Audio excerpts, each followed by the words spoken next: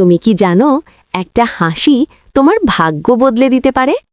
যদি এমন গল্প মিস করতে না চাও, এক্ষুনি লাইক আর ফলো করে রাখো, কারণ এটা শুধু গল্প না, একটা বাস্তব শিক্ষা। একদিন এক সাহাবী রাস্তা দিয়ে হাঁটছিলেন, মুখ গম্ভীর, মন খারাপ। হঠাৎ তিনি দেখলেন আরেকজন মানুষকে।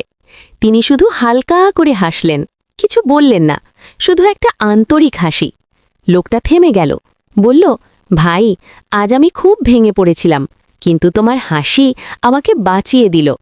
সাহাবী অবাক, তিনি বুঝতেই পারেননি একটা ছোট কাজ এত বড় প্রভাব ফেলতে পারে।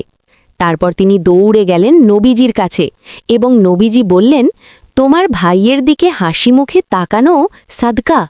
ভাবতে পারছো, একটা হাসি যেটাকে আমরা কিছুই মনে করি না, সেটাই হতে পারে তোমার জান্নাতের কারণ। আজ তুমি কাকে হাসি উপহার দিবে?